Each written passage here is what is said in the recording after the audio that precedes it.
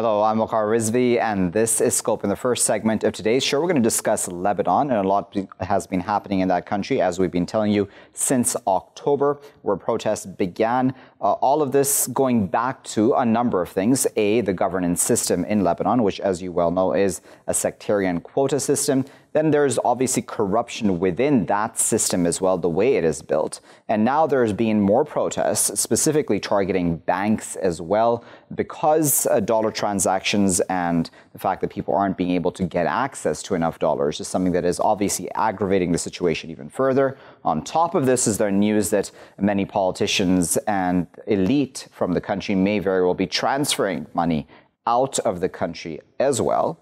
On top of all this, then we have the United Nations Special Representative to Lebanon, who has in fact criticized the Lebanese establishment, the political establishment, I should say, saying that it's not being able to handle this chaos and deliver really on the promises that the people are looking for, saying that that is hurting the economy. We know that the economy has suffered greatly since October. The prices are going up in stores for basic goods as well. Let's discuss all of that a bit further. We're joined now by Hadi Wahab, who is a doctoral researcher and postgraduate teacher assistant at the Institute of Arab and Islamic Studies at the University of Exeter. He's joining us now from Beirut. Also joining us from the Lebanese capital is Ayman, Mhanna, who is executive director of the Samir Kassir Foundation, one of the leading freedom of expression and media development organizations in the Middle East. Ayman and Hadi, thank you both for your time today. Ayman, let me start with you. Let's start with, firstly, a Hezbollah official who has recently warned that if Lebanon does not form a new government very soon, the entire country could fall into chaos and complete collapse. Is that a fair assessment? Lebanon is heading to a chaos and to a complete economic collapse if things continue as they are. It's not only about forming a new government. If a new government is formed based on the same mentality and same mindset than previous governments, whereby sectarian political parties do some horse trading and engage in politicking in order to control key ministries that are the gateway for corruption and for illegal enrichment, then we wouldn't have changed a thing in the country, whether we have a government or not. So what would prevent such a collapse is the establishment of an independent government of experts who can inspire trust to different sides. The Lebanese protesters who are on the streets every day, the international community, whom we definitely need in order to continue supporting our economy, as well as the economic markets in general outside Lebanon. Any government formed on the basis of the old mindset will perpetuate the crisis and aggravate it. I wonder, though, Hadi, how long can Lebanese continue this? Because with prices going up for basic goods throughout the country, there will come a time, will there not, where people will start wondering, is this even worth it? Waqar, let's put it this way. We're in the middle of the chaos. We're amid the collapse, the economic collapse, and people are starving. So if you go and check the villages, even the big cities, the unemployment rate is increasing. You have people who are starving. They don't have money to bring food for their families. I guess that the elite are not seeing this stuff. They don't care of seeing what's happening to the people on the ground. They're living in their houses and they don't care about what's happening. And I think no matter what we did, we're into the collapse now for at least 3, 4, 5 years. We need, as your guest said, that we need trust. We need a cabinet that people can trust. Maybe they can stagnate the collapse, but they can't do anything that might take us off of the bottom. So it's a hard time for everyone. I wonder, Ayman, do you think that protesters, their goals were a bit too lofty and large in one go? Do you think that, the protest movement needs a leadership of some sort so that it can be easier to then plan and strategize how exactly to change the system? Because I would think that we can all agree that the system cannot be changed overnight, certainly.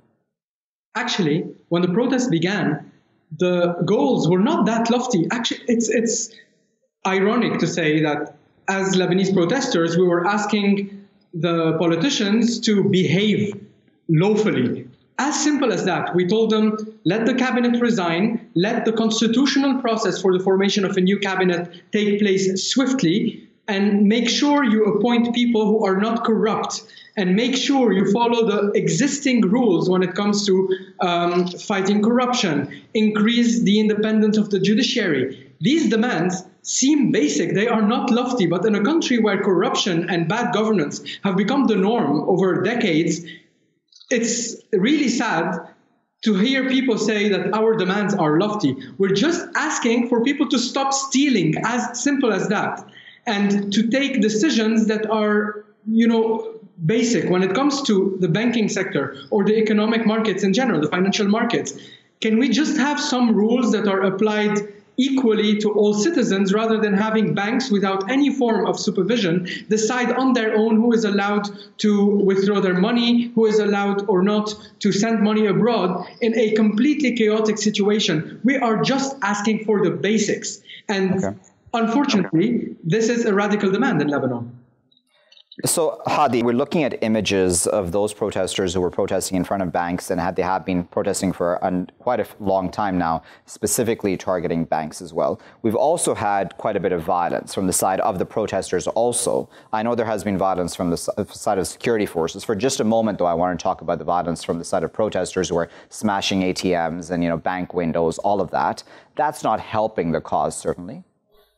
Waqar, let's put it this way. I guess most of us don't want chaos, but these people are being humiliated every day and every week whenever they want to go and withdraw money from it's their money.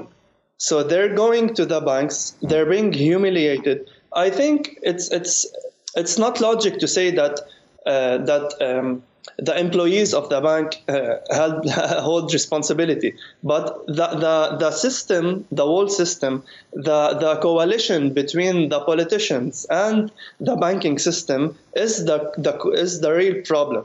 So it's just they're trying maybe to do something that harms them. So they're trying to show it this way. They're using kind of force, but if you compare it to what's happening and usually what happens in revolutions all around the world, they're doing nothing. So what? How much would cost a window? They're being humiliated. They've been humiliated for like 30 years during the Civil War and after the Civil War. They have done nothing. The politicians have been corrupt. They have stolen the money. And they're now they're starving the population again. So I don't see that this is a big problem. And the security forces acted ferociously with reporters and with civilians. Okay, they're humans. We can't say that, but they don't have the right to use this much force. And you have some people that are until now, like from a month ago, they can't move. They're sitting in a wheelchair. 2 days ago, a girl lost her memory. So this use of force is used. Okay, I'm going to cut in just for a moment to give you the final word, Ayman. Hariri has said that there needs to be a government formed if there is to be cooperation with the IMF and the World Bank for financial aid for the country. Is that the route that this country should be going down? We need to head to a route of real economic reform. Economic reform is not only about IMF and World Bank and international community. Today we are in a situation where these banks, definitely, as your guest said, they were attacked, but not one pen was stolen from any bank. So it's actually an expression of anger, not violence and unlawful acts. But let me go back to the issue of economic reform. We have banks that had last year around $180 billion of deposit. We wake up today with 165, $15 billion disappeared. Half of this money has been sent to the central bank, which used it to lend the government money because it needed to fill the deficit, a deficit that was caused by corruption, misgovernance. So today, if we really need to solve the economic crisis, there is a huge hole, black hole, which is government spending that needs to be addressed significantly. And this is the only way we can actually recover our money. So with World Bank, with IMF or not, if the government does not get serious about stopping corruption and blocking this black hole that is swallowing our savings, swallowing our reserves, nothing will help. IMF alone will not be enough if they are sending money to a broken system. Very well. We'll leave there as a final word, and the key word is corruption when it comes to Lebanon. We appreciate Ayman and Hadi for their time today. As I said, keyword being corruption. Nevertheless, the political elite saying we need to form a government if we're going to bring in the IMF or the World Bank. At least that's what Saad al-Hariri, the acting prime minister, I guess is the best way to term him right now, says. The UN Special Coordinator for Lebanon is saying, listen, the political elite is simply not doing its job, is not being able to respond to and control this chaos in a fashion which would be advantageous to the country, especially economically.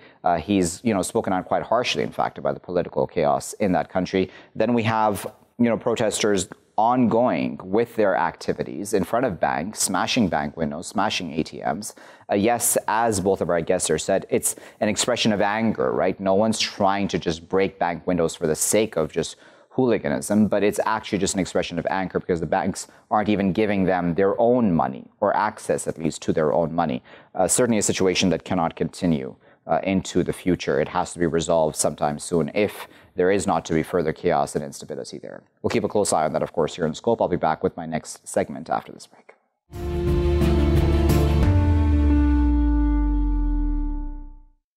Welcome back, viewers. You're still here on Scope with me, Waqar Rizvi. Now, the FBI has arrested 3 members of what it calls a white supremacist group by the name of The Base. In fact, there's been a number of more members of that, if I'm not mistaken, who have been arrested over the past 24 hours as well.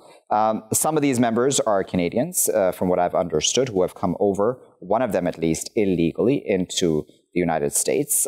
Why is this worrying? Because 2 of these men are accused of possessing machine guns, over 1,000 rounds of ammunition, and body armor parts. And now the Base group itself has described itself as a group that wants to bring in a white ethno-state. That's according to their manifesto, quote unquote. They've also attacked African Americans, or encouraged at the very least the attacks on African Americans, Jews, and other minorities who are non-white specifically. This is worrying, is it not? Because it's a trend. We can go back to Charlottesville as well as an example of this sort of trend. I want to bring that up with our guests who are now joining us. All 3 of them are joining us from Washington, D.C. We're joined by Rashawn, who is a Rubenstein Fellow at Brookings Institution. We're also joined by Herbert, Reginbogin, who is a professor of international relations and international law. He's a fellow at the Catholic University of America's Institute of Policy Research as well. And we're also joined by Shahed Amanullah, who is a former senior advisor at the U.S. Department of State. Shahed, Herbert, and Rashawn, thank you to all 3 of you for your time this morning. Herbert, let me start with you, if I may. How important is it that this threat is being taken seriously? I mean, it's obviously easy to criticize the likes of the FBI for overlooking this possibly in the past, but it's important now that they are taking this seriously, isn't it? Incidences of this kind which is recorded over the recent years as becoming extremely a daily event is alarming. Alarming in the sense that it is a rehearsal of prejudices and extremism that is not only isolated to the years of recent time, but goes over decades, centuries. This is a major problem in America. It's from racism, it's from prejudice of gender and ethnic backgrounds, and it is more than just the event itself. Okay, so Shahed, sorry off there, Herbert. I just want to get Shahed's thoughts on what you just said there. Shahed, is this something that has been a lot more long-standing than the rest of us may understand? Because obviously I'm looking at this from the outside in, certainly, and you've been at the Department of State in the past as well as an advisor. Do you think this is something that's been overlooked in some way, either intentionally or unintentionally in the past? Well, if you look at the way that governments have addressed extremism around the world, they've generally focused on one type of extremism, that coming from the Muslim world. What they have ignored is the growing wellspring of extremism that comes from within.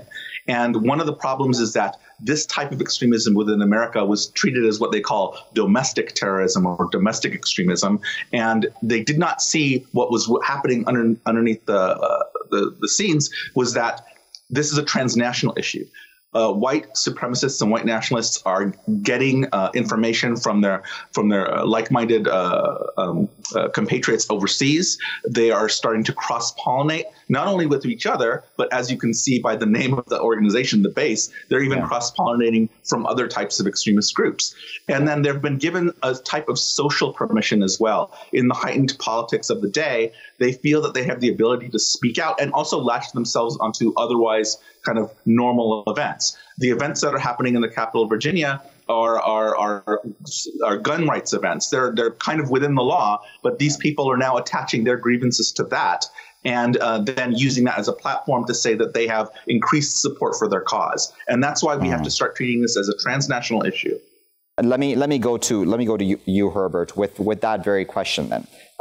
If we're looking at just Donald Trump, just for a moment, as just that one president of the U.S., is it fair to blame him for the fact that these groups feel empowered? As any leader, as it has the character that emulates what the nation should reflect. And his comments about certain people, certain groups, is what is referred to as an anti-locution. That means it's not directly targeted to the person themselves, it's generalities, stereotyping. It is, in essence, that what grows into very fascist, very authoritarian, very anti-democratic countries. This is an alarm to America. And every American sitting at a breakfast table this morning should wake up that they have a responsibility to bring this under control for them and their children. And yes, President Trump carries responsibilities like any other leader, like any other family member. Okay, so I believe Rashawn with us. Rashawn, if you can hear me, I wanted to ask you about the role that Donald Trump plays in all of this. Is it as simple as just saying that, because he's in power right now in the White House, that is, as the head of state, that he holds responsibility for what's happening? Or has this been a longer standing issue, considering the fact that, as you well know as well, even under the Obama presidency, such groups felt empowered to an extent? Well, again, thank you for having me on the show. Donald Trump, his supporters, members of his staff are completely responsible for the rise in hate crime and domestic terrorism in the United States. In places where Donald Trump campaigned in 2016, hate crimes increased over 200% across the country. And to the other panelist's point, we're starting to see white supremacist groups linked to the issues. Partly this is because individuals on the right do not want to separate from these type of supremacist groups. And there are some real problematic trends that are structural policy that we should highlight.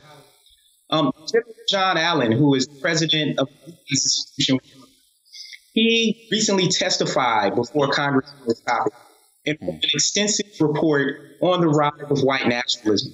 I think the first thing is naming it. We heard the term earlier, domestic terrorism. That is what is happening in the United States. But there's some problematic trends. The first thing is that we're seeing from police departments to correctional facilities to firefighters to the military that they are flashing white supremacist signs, that there is no repercussions for that. We recently seen that the military removed for white nationalism and racism from their training part of the military. And we know that organizations like the Emerald Society, which was founded in 1952 in Boston for Irish firefighters and police officers, is continuing to spread across the country in a very white nationalist way. They are infiltrating the ways in which the government operates, infiltrating enforcement. And so, yes, Donald Trump and his supporters, as well as people on his staff, are responsible for this. But this is another point, is that about 75% of the violence we see from domestic hate groups come from white supremacist organizations. And that is one of the biggest problems. Okay, so let me go to you with this, Shahed, because this goes to almost, the heart of what America stands for, right? America stands for, as all the rest of us have told, and those of us who have even visited the U.S. often, are told that, listen, America is a place that is accepting, etc. This sort of hurts that image. It does hurt that image. Actually, it doesn't sort of hurt that image, and sort of just goes back then to that very foundational principles of the country, right? Why are we seeing this happening to begin with? Why is this feeling or this need for a white ethno-state, where is that even really coming from, do you think? So I think the important thing to understand is that this never really went away. It's actually been in this country really since the beginning. The thing is that we've always had this struggle in this country to rise above that. And in many ways, we have risen above it. I think we reached a crescendo under the Obama administration because I think, first of all, I think those of us that want a country that's free and fair and treats everyone equally fell into a kind of complacency. And I'll tell you this, as a member of the Obama administration, myself and other people were constantly hit with death threats and other kinds of harassment from these groups, but they were all underground. And speaking, for example, to the Secret Service that would protect us as government officials, they said that under the Obama administration, the number of threats toward not just the president, but of government officials had gone up multiple times, and that they were going around trying to deal with these people all around the country. But publicly, no one really knew about this. And I think Trump was the trigger, with a wink, wink, nod, nod, allowing these people to come out from the shadows. And now what we're seeing is a very real thing that has existed in this country. And we now have to kind of forcefully address it. And you do see people forcefully addressing it. You see the marches, you see the people speaking out. But now we're in kind of this social battle. And the foundation of this country is at stake. Herbert, I was reading about the base, and the more I read about it, the more alarming it seemed, really, if I'm completely honest with you, as somebody, again, looking from the outside in. And I imagine it's that much more alarming for those of you sitting within the U.S. They talk about the fact that chaos is actually a good thing for them. I mean, that's what experts are saying, that at some level, the base would like chaos to happen. They would like for there to be anarchy of some sort. They would like for there to be a standoff with police or otherwise in a very violent fashion where there are fatalities or otherwise, God forbid. That's all just a very risky game, isn't it? It's not a game. It's for them, it's a strategy to reshape what they are perceiving as being the ultimate goal. That is a white supremacist ethnic nationalist group representing the United States of America. I'd like to draw attention to the Nazi support that was found in this country, including to the time of when America was fighting Nazism. This prejudice against certain groups, if this is Jewish, if this is Gypsies, if this is any type of Islamic phobia, is so deeply rooted in the mentality of this country. It is not as if we never had slavery.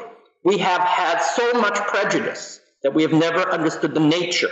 And I'll draw upon something which is important. There's a study by Alport, 1954, called The Nature of Prejudice. This is a leading textbook of dealing with this illness.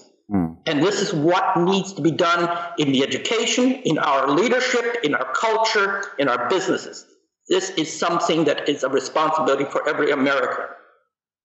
Okay, I'm going to give the final word to Rashawn. As somebody who also has a lot of family in the U.S., as I'm sure a lot of people watching this do as well, there is concern in all of our hearts, right, about what kind of an era the U.S. is now entering right now vis-a-vis how its minorities and those who make up this mosaic of U.S. society will be treated like going forward. Do you think we are entering an era of instability of some sort? I don't want to overstate it, but if these groups want instability, is that what they will get, God forbid? I mean, I think we're here. This incident in particular hits home in a different way. This incident occurred in Prince George's, where I happen to live, where my university is. And what's interesting about that is Prince George's is the most affluent African-American in the United States. I think they're choosing this location is not an accident. And I think there are a few points to make. First, we see leaders such as John Allen, who's the president of Brookings, giving testimony. Second, 75% of the hate incidents that occur domestically come from white supremacist groups. And to one of the other panelists' points, there are people every day know who these people are, who are family members with these people, who are not doing anything about it. And their silence becomes their acceptance. And I think that there's real changes that we have to make. And some of the policy and structural changes that are being made are in the opposite direction. And so I think that there are things I'll that have to really cut you off. I do apologize for cutting you off, but unfortunately the clock has gotten the best of us. But that was a good point to end off on, I believe. I'll thank Rashawn, Herbert, and Shahed for their time today and for taking their time out on a Saturday morning to speak to us and share their thoughts with us on this alarming issue, really, because as I said, the more I read about the base and its manifesto and what its plans may very well be going forward, be it with this Virginia pro-gun rally or otherwise, it only can really disturb one about what they may be able to wreak as far as havoc goes on U.S. society in their goal of trying to create a white ethno-state. As Rashawn and Herbert and even Shai that mentioned, it's time to speak up, right? Everyone needs to speak up. Those who hold dear these values, these American quote-unquote values, as we've been told around the world, of acceptance and tolerance and this mosaic of cultures as America is made up of, with a lot of immigrants coming in and minorities living side by side. All that needs to be preserved at some level. It's been in trouble for a significant amount of time now, but we're entering an even more dangerous territory when it comes to those aspects. We'll keep a close eye on that, of course, here in Scope. I'll be back with my final segment after this break. Stay tuned.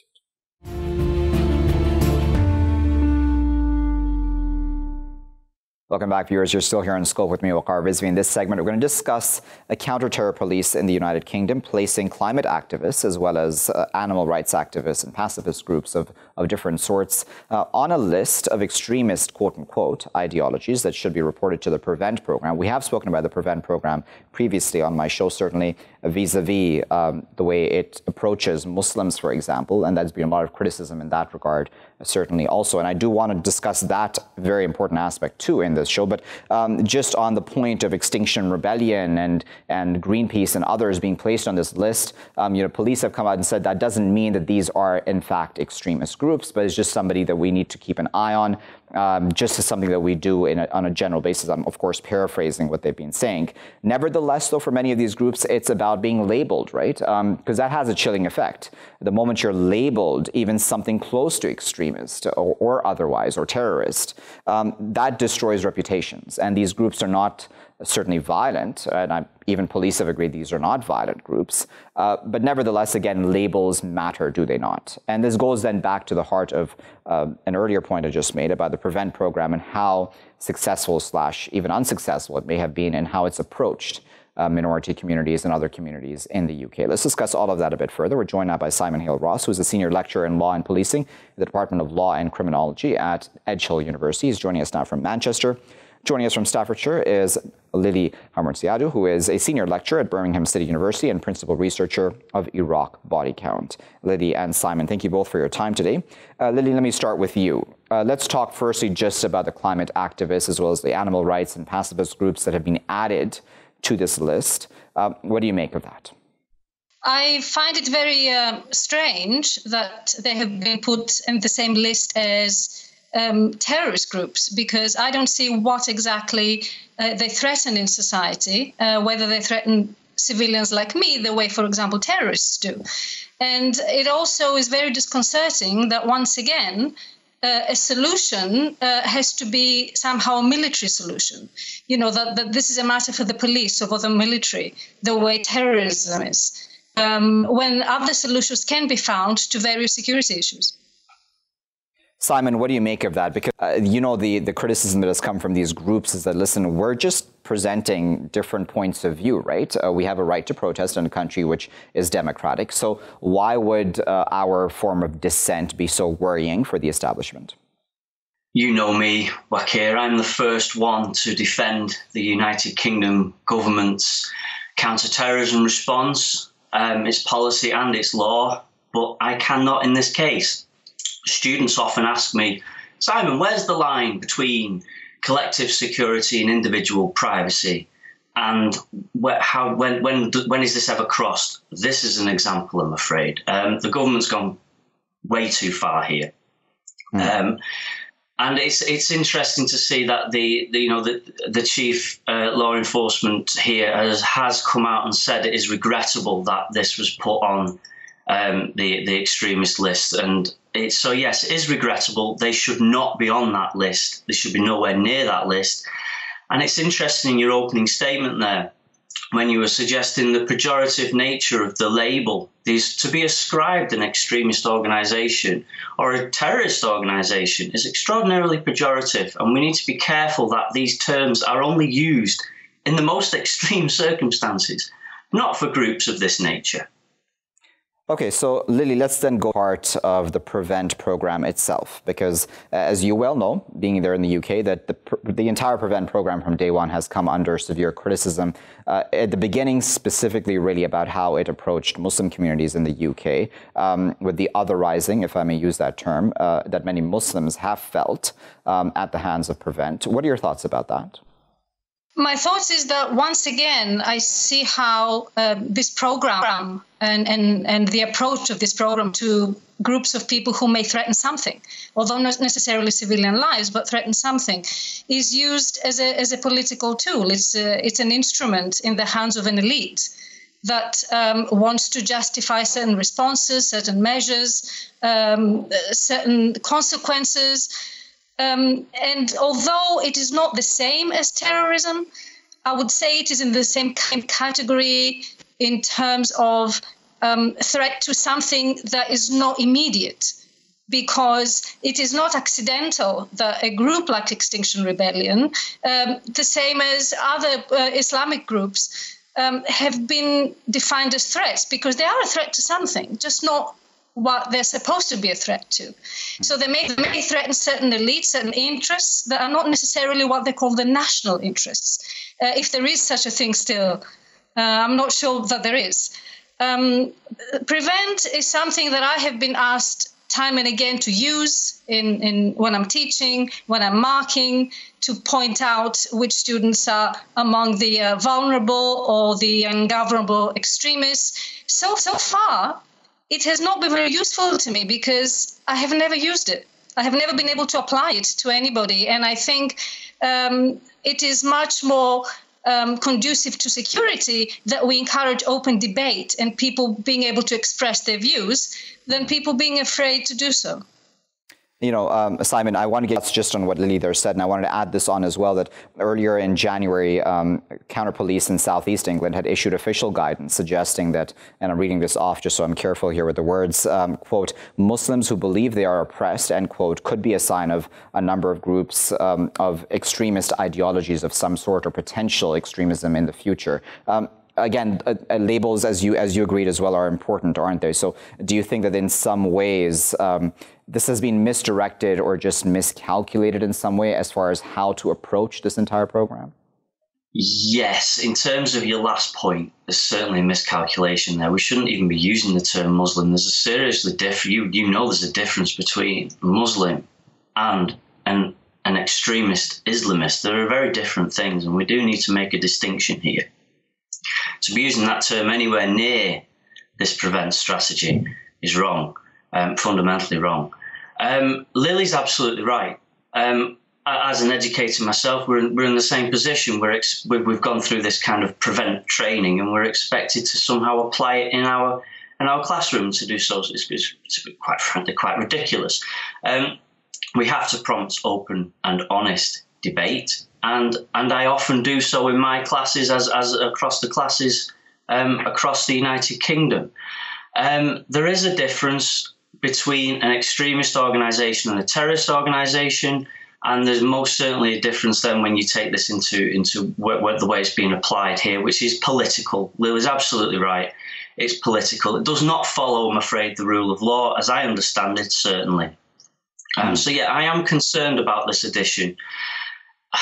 In the early days of Prevent, they didn't get it right. There's no way of getting around that. Lord Carlisle, who was appointed and has now stepped down as the independent reviewer, said so himself. Now, I know Alex quite well, and I know his level of integrity is beyond compare. So it's a shame he stepped down, because I think he would have been rather excellent at reviewing that. He's been a reviewer of anti-terrorism legislation. He's the longest serving previous reviewer of anti-terrorism in the United Kingdom. So, yeah, it needs looking at. The threats are always changing, but Extinction Rebellion, Greenpeace, certainly not a threat. They need to rethink it. All right, so then what does this mean then? Do you think that with Prevent being so problematic, already from day one and the way it was implemented, at least, and the way it was just brought about, do you think it needs to be scrapped, it needs to be rewritten, it needs to be reformed completely? What really is the solution here, do you think? As ineffective as it has been, I'm afraid Prevent is going to persist, because I believe Prevent is based on this necessary for states construction of what it is to be part of the nation and what it means to be outside it, or a problematic part of the nation. So I believe Prevent has been used to create a discourse of Britishness. So the Britishness and British values, and who is part of those values or affiliated to this British nation and who is not. And as such is a very good tool that we also see in other countries, actually, through their education or through certain measures. And so this way, Britishness is constructed in opposition to extremism. And what is extreme is not British. And so as such, it serves a very good purpose in society, even if it is ineffective. And as such, it will continue, I'm afraid. Simon, that's interesting. I wonder what's on that, because that's a really important point, isn't it? And if true, I mean, that's certainly not a good sign for what's to come, right? Because we are in an era where, you know, the fact that those who are immigrants have been spoken about in very negative terms, be it because of Brexit or what's happened post-Brexit, really, and now Brexit will occur at some point in time in the near future, we're all hoping. What does this then mean for British society? Do you think that the lines are sort of being drawn in some way?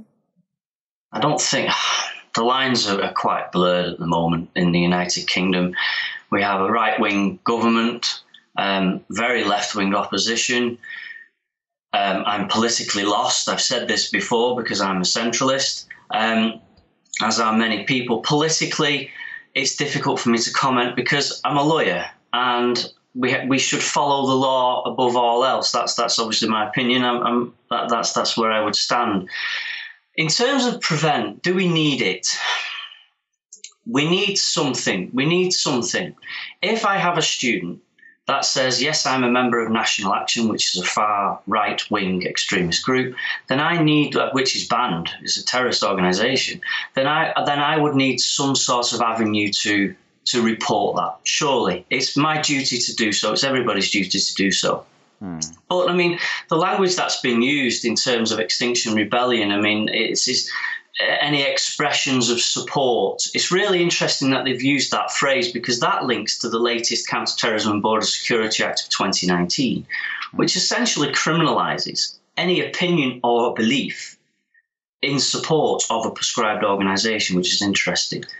And it's interesting that they've used that language, because Extinction Rebellion is not prescribed, it's not banned. So again, it's a worrying trend that we're seeing. This divisive drawing the lines in concrete, not even in sand. Whereas if it's not British and if you're anti-establishment, then you're extreme.